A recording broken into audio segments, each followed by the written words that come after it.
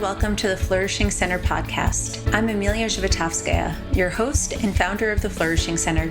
We are training the change agents of the world and equipping them with research-based tools for healthy, happy, and successful living, and we're so grateful that you're here. Each episode features 3 sections. First is the Science Says section, where we summarize a recent research study and show you how to put the science into action. Next, we give you a research-based life hack with simple strategies for incorporating positive psychology into your life for greater well-being. And then our Practitioner Corner is where we interview someone who's out there living, breathing, and spreading positive psychology in their own unique way. Learn about how they're growing their personal and professional work and get inspired with strategies for how you might use positive psychology in your own life. Thanks for listening, and let's dive in. Hello, everybody. So excited to share today's podcast with you. For our Science Says research, we're exploring the role of using your downtime effectively. If you had 15 minutes that you wanted to use to revitalize yourself, should you go for a walk or should you rest? And would it be better to do so indoors or outdoors? That's the question that these researchers asked, and we'll uncover that solution together. Then during our life hack section, we're going to explore how to mentally disconnect when you are taking that downtime. Because again, it's not so effective if while you are taking that time for yourself, your mind is still racing and stressing you out. So we're going to look at some basic hacking of your mind. And then for our Practitioner Corner, I can't wait to introduce you to Jamie Johnson Weisberg, also known as JJ Weisberg, who will tell you all about the beautiful ways in which she is helping people maximize their human potential. Let's get started. Today's research study is titled Walking and Being Outdoors in Nature, Increase Positive Affect and Energy. This article was recently published in the Journal of Eco-Psychology. And I'm really excited about this research because as a chronic maximizer of my time, a little bit of a recovering type A personality, I'm always thinking to myself, how can I best utilize my downtime? This research is building on the past 20 years of research that has accumulated suggesting that exercising in natural environments such as being outdoors, having green spaces around us has been shown to improve mood and greater energy and enhancing the ability to focus one's attention. No one to date has asked the question, how do we best utilize a 15-minute period of time that a person might have to spare? The researchers asked, is it better to take a short walk or is it better to sit and relax if you have a short period of time? And is it better to do these things in an indoor space or an outdoor space? So that's what these researchers said to investigate. And they were asking what impact would that make on things like positive emotions, negative emotions, a person's attention, and their sense of feeling tired. Here's what their results showed. Participants who exercised and whose sessions took place outdoors did better in terms of positive emotion, increased energy, and decreased tiredness compared to people who rested or remained indoors. However, they didn't see this change when respect to negative affect or attention. They also suggest that there may be little evidence that suggests that exercising outdoors is better. However, it may also be a preference thing. So they suggest that if a person prefers to take a short walk, it may not matter whether they're doing it indoor or outdoor, so long as it meets the person's intentions and desires. But if a person is preferring to rest, they may get more benefit in that same amount of rest time doing it outdoors rather than indoors. And I think this is a beautiful contribution to the research on the importance of nature for our vitality and thinking about our energy and how do we maximize our energy throughout the day. So whether you're choosing to move or whether you're choosing to rest, taking a break has so many brain benefits. And being able to think about what's going to work the best for your individual needs based on what you have available to you. So I like to take this research to remind me that even 15 minutes can make a powerful impact to my energy level. And if I can maximize that by taking a break, going outside, looking out in nature, getting some fresh air, getting my blood flowing, that's going to give me an even better outcome. Hopefully this bit of research has gotten you thinking about how you might manage your energy a bit better today, and hopefully you'll take those musings for a short walk or a quick little cat nap in the sun. Today's life hack builds on our previous Science Says article that identified that people who take a short break, even 15 minutes, to either be in nature or to go for a walk or to rest their mind can impact their mood, their energy level, and their attention and focus.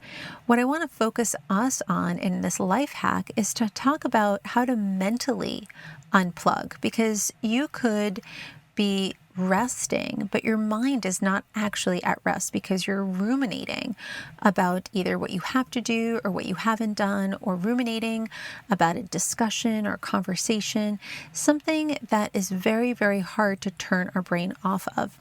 But I want to remind us that it is us having a thought, and that if we are thinking, we are the ones who can turn off or redirect our thoughts. You just have to know how to. And so the first part is we want to appreciate our thoughts for whatever it is that they're trying to do for us. So if you find that you are replaying a conversation over and over in your mind, or you're worrying about things that you need to do, or you're trying to figure something out, even though you're technically trying to take a break, or you're trying to go for a walk to clear your mind, or you are trying to fall asleep at night, it's important to remember that getting more frustrated at yourself that you're thinking these thoughts is not going to make them go away. If anything, will give you even more mind chatter. So appreciate your thoughts. If it's replaying a conversation, it just wants to close the loop. It wants to be heard. It wants to be understood. If you're thinking about things that you need to get done, oftentimes our brain is thinking all of these thoughts because we fear that if we stop thinking about it, even for just a little bit, that we will forget, or that we'll let things slip through the wayside. And sometimes it's just habitual thinking patterns, things that we're not even aware of, that our mind brings front and center for us. But again, it's important to remember that you have control. You are the one having the thought, and since you're the one having the thought, nobody else can change your thoughts other than you. Here are some strategies. If you find yourself thinking about things that you need to get done, then take a moment to write down your to-do list before you take your mental break. Because oftentimes the thoughts are running through our mind because they don't want us to forget the things that we need to do. And your brain goes, it's unsafe to go for a 15-minute walk before I can do all of these things. But the work is never done. So write your to-do list so that your mind can be more present. If you're replaying conversations or something that's happened in the past and your mind just keeps wanting you to think about it over and over again, label that thinking as a word. For example, there's a Buddhist strategy that when you are meditating, if you find yourself thinking, you just say the word thinking, or you say the word I'm back. And you use that as a trigger word to remind you to come back into the present moment and away from the thought that you were just thinking. This can be really helpful because you don't have to engage the thought. You don't have to figure out why the person said what they did, or you don't have to even think about why you're thinking about this thing in the moment. Just say the word, I'm back, and use that to focus you back on what you see, hear, smell, taste, and touch in front of you. And the last strategy is one that I call vacuum breathing. I imagine that as I breathe in, I am vacuum sucking the thoughts out of my brain. And as I breathe out, I actually allow the thoughts and the words to leave my brain, leave my body through my breath. You could almost imagine it as though you're sucking up the letters, and as you breathe out, they just get released into the ether. Sometimes my students call this mental flossing, and that's how I like to think of my breathing, so that it can help me clear my mind literally, so I could get the most out of my downtime, to be more present. Because if I'm trying to take that time for myself, whether it be a brief walk or a run, and here I am just stressing out about things, it makes it harder to get the maximum benefit from that time invested.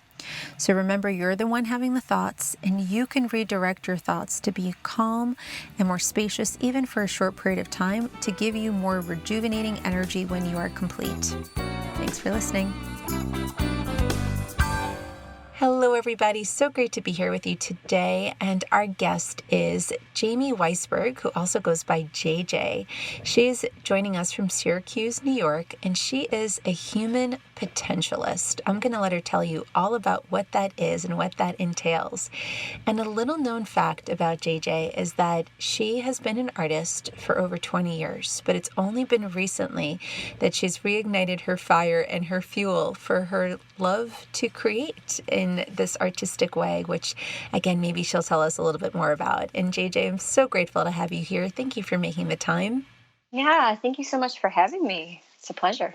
So let's start first with your journey back to art. As someone who I can very much relate to that. I was a visual artist growing up, and I remember being in college saying, I'll never be one of those people who grows up and they're too busy to draw and paint. And then next thing you know, 10 years goes by since I had picked up a paintbrush until I took a watercolor painting class just a few months ago. So I am also retracing my journey back to creating and would love to hear more about what brought you back into this space.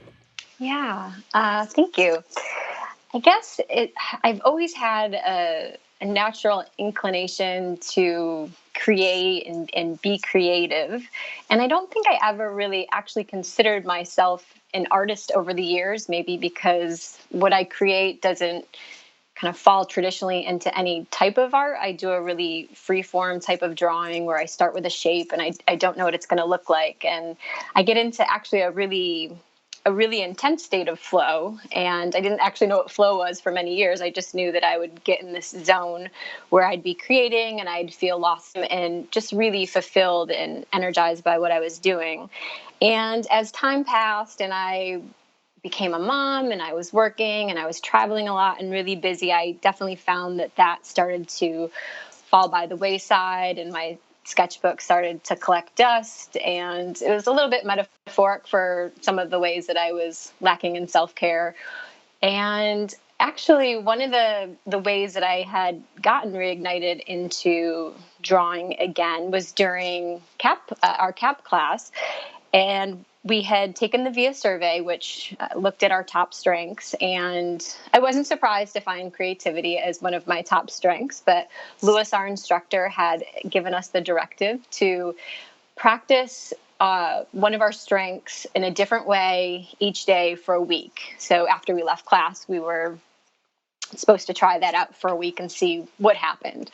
So I was really busy, but I took his advice and wanted to see what came out of this, and really always felt a healing from creativity in the first place. So it wasn't too hard in some ways, but I decided to pick up my sketchbooks again. And I remember one day I was in work in New York City and I went to the MoMA and experienced art that way. But one day I had picked up my sketchbooks again and I started drawing. And I actually remember having this really guilty feeling. I had been in Philadelphia for the weekend for CAP, and I had then been in New York City for work that same week. And now I'm sitting down, I should be with my kids, and I started drawing. And the next thing I know, I look up and I'm drawing in my sketchbook, and my daughter's sitting next to me and she's drawing in her sketchbook in a piece of paper. And then a few minutes later, I look up and my son is drawing. And so this thing that I felt was really selfish, then looking around, I had all three of us sitting there drawing, and it became this realization that really being our best version of ourselves and expressing our best sides is beneficial to everyone around us. And it kind of gave me that permission to start drawing again. And I actually ended up drawing the shirts for our final day of CAP. We did a flash mob for Lewis, and I drew a picture with some of my art on it. And it was really quite surreal to see something that I had been doing kind of secretly on and off for years, now on a shirt with 25 people dancing in a room wearing it. So it's been kind of a journey home with art in many ways. I love that, JJ. Thank you so much for sharing that story with us. It reminds me of an article I wrote called Permission to be Passionate. And I think about the research of Dr. Robert Valrand from Canada, who has done a tremendous amount of research identifying that people who engage their passions do exactly as you say, that they are the brightest versions of themselves and that they function more optimally in society as parents, as friends, as employees, as business owners, when they have that passion engaged within them. And so I have thought about how I've utilized the science to help people understand that it is so important to engage in those passions and to let ourselves self-care in that way. And I love that you're able to model that for your children as well. It's such an inspirational story. Thank you. Thank you. And you're a positive psychology practitioner who refers to herself as a human potentialist. What a beautiful pairing of words. And I know that you love to create many things, words included. Can you tell us more about what it means to be a human potentialist and how you work with people? Yeah, I definitely, and I know you can relate to it, love to create words and work with words. And some people I think are number people, but I kind of consider myself a word person. So yeah, I did make up that term. And what it means to me is that I think that humans have so much potential, and not just in the traditional goal meeting sense of we have the potential for greatness, but I think we all have the potential for the good life and the good work and for fulfilling our dreams and our hopes and our goals and really going where we want. But that we have a lot of self-limiting beliefs and sometimes a lack of hope or a lack of support in many different ways that we just don't actualize that potential. So really my mission in the work that I do is to help people find ways to fulfill their potential in all the many various ways that it comes about. I love that. And what does it mean when you think of people truly fulfilling their potential? Yeah, I think it means something different to each person. And I think it's extremely personal and maybe a little bit off the path of sometimes what society deems is our potential. I think to some people that potential means doing missionary work or starting an organization or a charity. To other people, that means becoming the best version of their athletic self or performing on stage. To other people, that means really finding a way to connect with other people or humans or create community and be in relationships. So I think it shows up to different people in different ways, but it's really that exploration of figuring out first what that means and then finding small steps to take in order to realize it and to get there. I love that. And tell us more about your journey that brought you to this place and to this career. Yeah, it definitely wasn't a straight path. It's been quite a winding road with many twists and turns, but ultimately, I think I've always been led in this direction. And I guess it started years and years ago when I did my undergraduate work. And at the time, I studied human development, which was predominantly developmental psychology.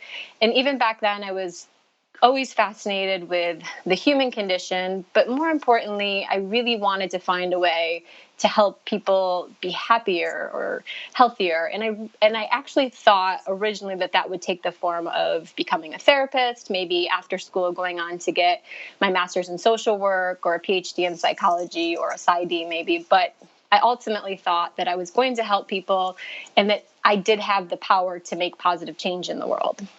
And then I got out of college and I had a mountain of student loan debt. And by a mountain, I mean 6 figures of student loan debt.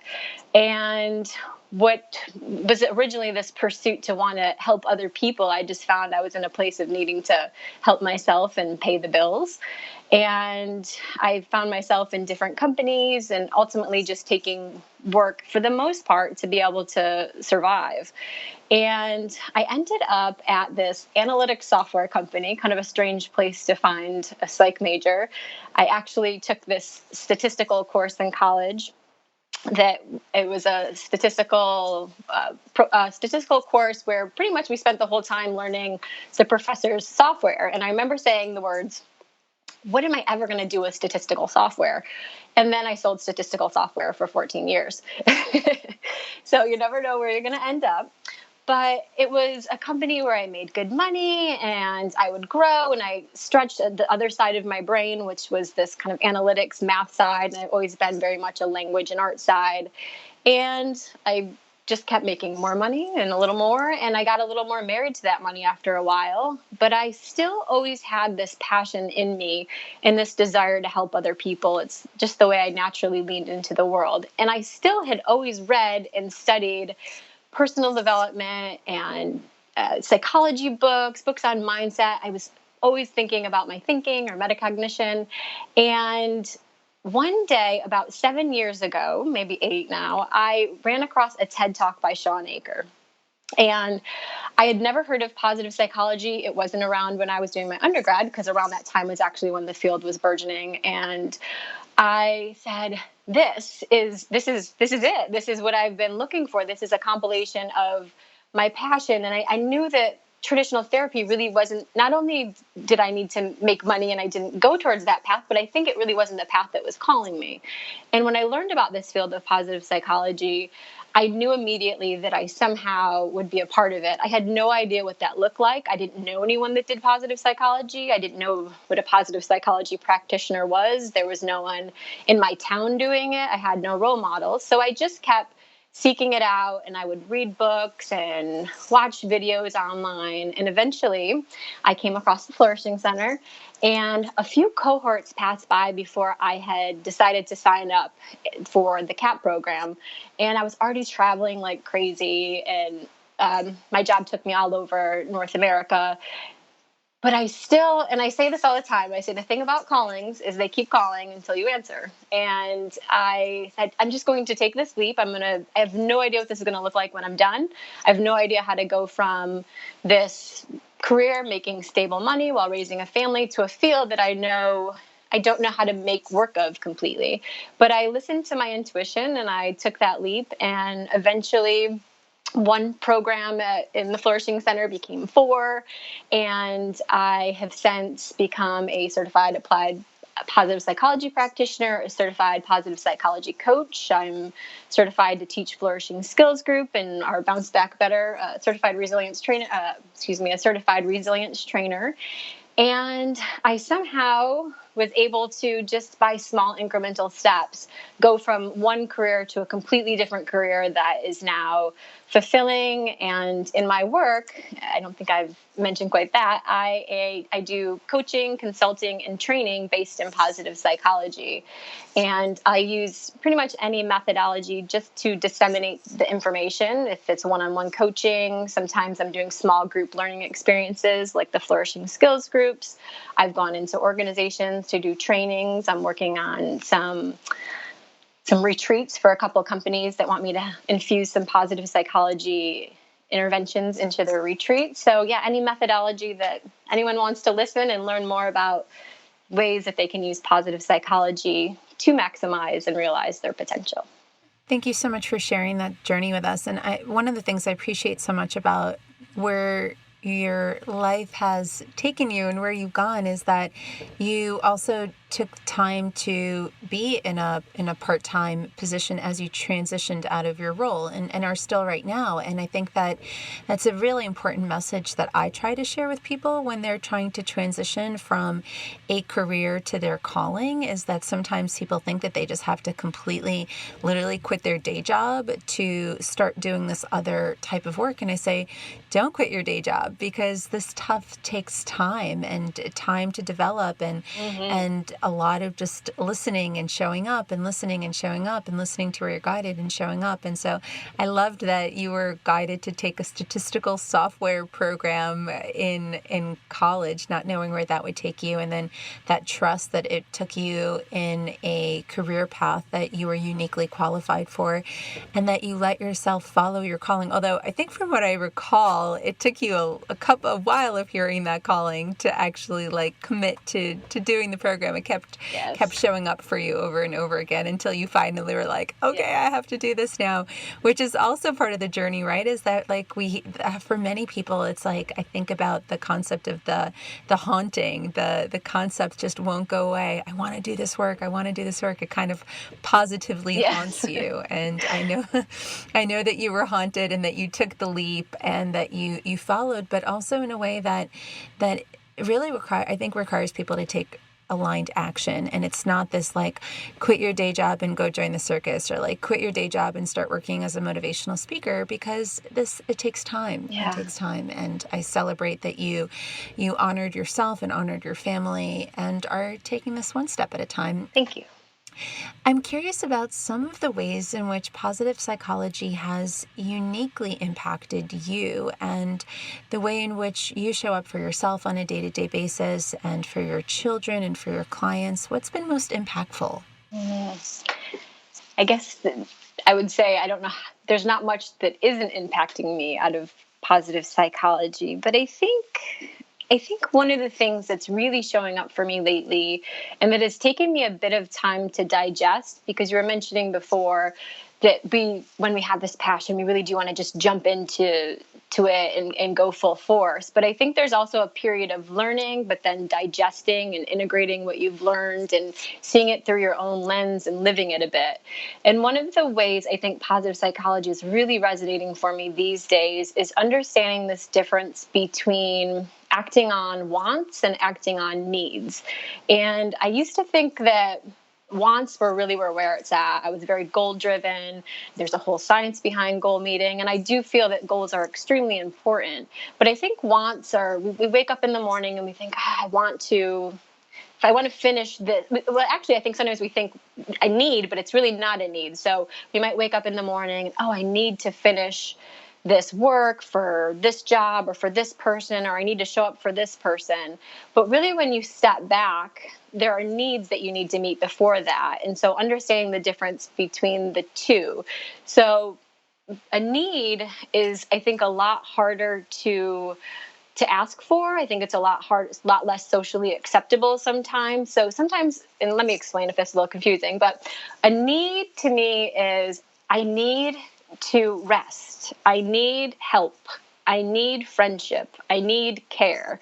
And then wants are, I want to finish this work. I want a better job. I want to have the best for my children. But I think listening to our needs first is really what I'm learning to do. And positive psychology has given me a lot of ways to do that. And one of the biggest ones for me is understanding my emotions as messengers and not as something to be pushed aside or suppressed. And I think a lot of positive psychology practitioners and people in the field would agree that there's a lot of times when the message gets misconstrued that we should just be positive or look on the bright side or feel good. But there's a lot of value in all the emotions that we have and using them as a guide to answer that question of what you need each day. So I'm starting to, I guess, live by some of the motto of what do I need right now, and listening to what my body's telling me and what my emotions or my physical self is telling me, rather than I want to get this done or looking at my to-do list constantly, and really fluctuating between a state of doing and being. And sometimes I think you just need to not have a morning routine. Sometimes you need to, they're great and there's value to having that morning routine that keeps you going. But some days you're just tired and what you need is to rest, and giving yourself that permission. So I think a lot of self-care and what that truly means is one of the biggest lessons I've learned from positive psychology, that self-care is not just, taking a bath or taking time off, but really understanding and listening to your emotions for what they're, and feeling them, and that it's okay to feel lots of different emotions, and that you should. I love that. I love that self-care is not a bath or a massage or this luxurious thing, that self-care is a moment by moment decision, I hear you saying, that you make in how you conduct yourself and how you show up. And it's funny because people ask me this a lot. They go, Amelia, how do you accomplish the amount of things that you do?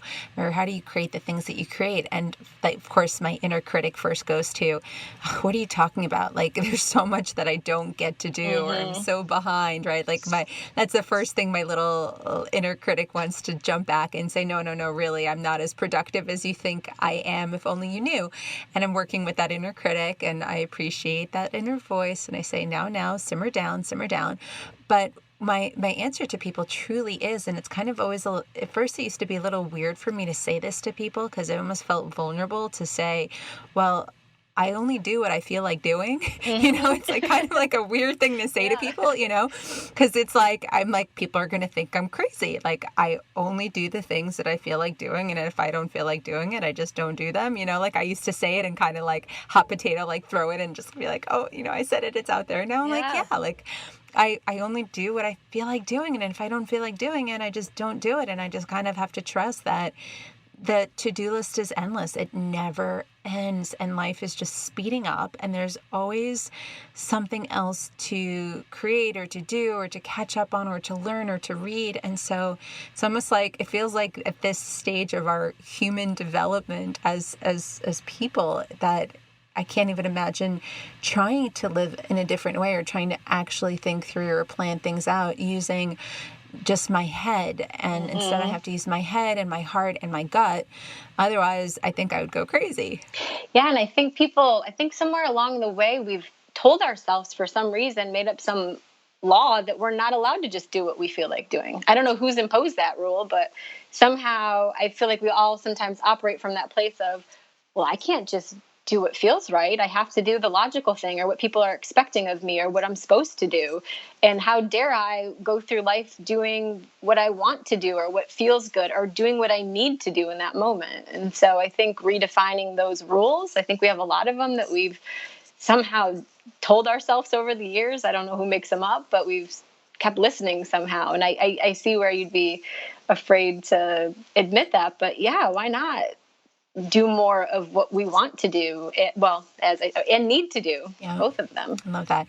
I'm actually going through a fascinating little internal experiment with myself right now. I've had this, I would say, lifelong love affair with vitamins. Like, I hate to take vitamins. I hate swallowing pills. And then I know that some are really good for you and others are not. And I just remember going in and out of this routine where it's like, I'll just go for a few spurts of time where it's like I take my vitamins, and literally to the point where I was doing like the adult gummy bear version of vitamins because like I just couldn't get myself to do it otherwise. And then I'm like, okay, like I can adult now. I can do this. I can take regular vitamins. And then I realized that part of it is that because I used to just plan out and take the things that I thought I should take. And now I've kind of given myself the freedom to sort of say, like, today I'm going to take the skin and hair one because I feel like taking this one. And I don't really feel like I want my fish oil right now, so I'm not going to take fish oil. And so it's been fascinating to just watch when I just gave myself the permission to not need to take all of these freaking pills every day and instead just like choose the ones that like my body is like, yeah, I kind of want that I've suddenly actually continue to do this thing on a daily basis, which I've struggled to do for so many years. And I think it's because I'm doing, as you pointed out, JJ, just like listening to the body's wisdom and letting my body say, this is what I need, rather than like my head being like, well, this is what I'm supposed to do every single day. Yeah. And speaking of routines, I also know that you have while you give yourself the permission to be human, you also have a pretty beautiful and I would call intensive routine because you live in a very cold part of the world sometimes, or it's sometimes throughout the year. And I know that you're an avid runner, and I'm curious if you would just talk about your journey or your self-care around vitality and the ways in which you take care of your body. Sure. Yeah. Yes, I live in a very cold place most of the year. I think it's the snowiest city in the U.S., snowiest largest city, not that it's very large, but so it gets very cold. And often people will say to me, you're so crazy. I don't know how you run out there in that. And my first thought is it's actually what keeps me from feeling crazy is going out and running in that every day. And I say that running is both my meditation and my medication. I'm not very good at a sitting form of meditation, try as I might to have a practice of meditating. I just am not successful yet at sitting down and doing a formal meditation practice. But I find that when I run, I get in a really meditative state where thoughts just freely come in and out. I feel very relaxed. And it's also I say my medication because, truth be told, there have been times in my life where I have taken medication for anxiety and some other things that I've gone through. And I've found that with running, I require none of that. And it was something that I actually found by accident. I had been in a very anxious state in my life, and I began running again after not really taking care of my body for quite some time in my 20s. And I found that the more and more I run, that the longer period of time I'd have between these anxious episodes and states. And for me, it's really been, it's really healing. I kind of keep it sacred. It's not about times. I'll run different races and things for fun, or I'm part of this program called I Run For, where I earn medals for this running buddy. He can't run, and so he's the inspiration, and I'm the legs. He's a 10-year-old, he's 11 now, year old boy named Jesse.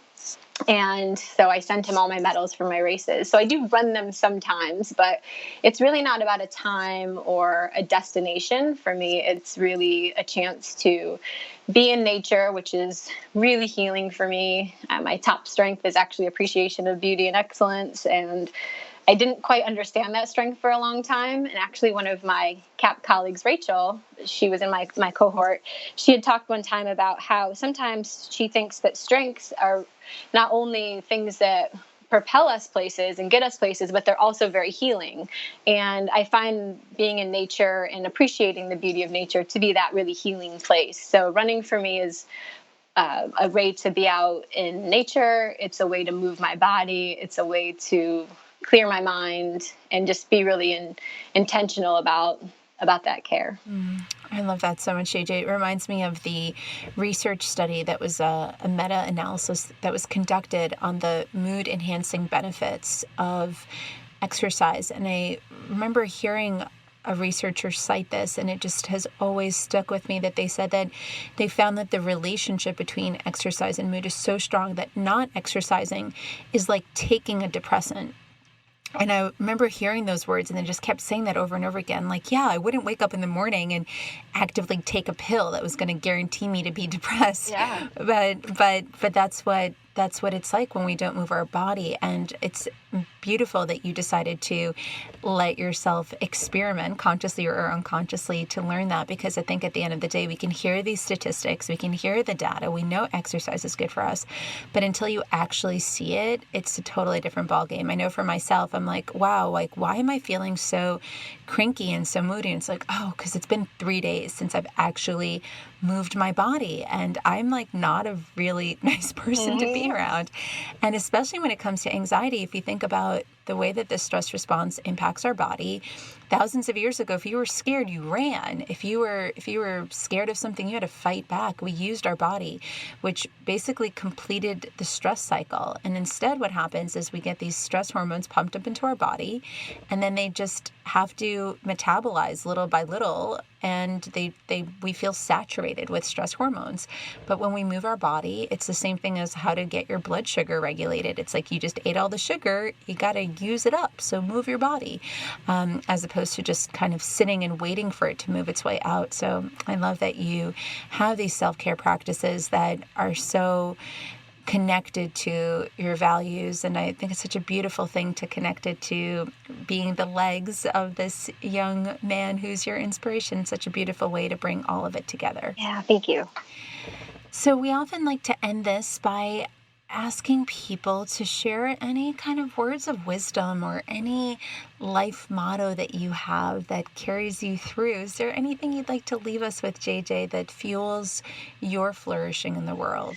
Yeah, sure. I think one of the things that I often think of, I used to have this sign that hung in my office, and now I actually moved it down to the living room. So I don't know if it's a life rule or a house rule, maybe, because I liked my kids to read it. But it just simply says, work hard and be nice. And to me, that means doing the best you can with what you have and leading with kindness first, because I truly think that kindness does matter. And above all, I think that's what moves the most mountains in this world is kindness and connection. It's beautiful. Thank you so much, JJ. And how can people learn more about you and your work? Sure. I have a website if they want to stop there. It's www.headnorthbound.com.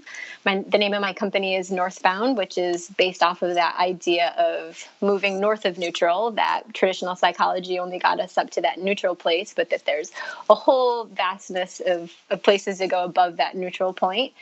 And I also have a few social media sites that they can visit. Instagram, I have a Instagram at head_northbound. And there I share something called Northbound Notes, which is kind of this idea that if I was writing in the margin of my notebook, some note on a positive psychology tip or tool or theory, so I share little notes there. I also have a Facebook page where I share that and a little bit more of kind of what's going on and what I'm doing, and that's at Head Northbound on Facebook. Beautiful. Thank you so much, JJ. Thank you for having me. This is fun.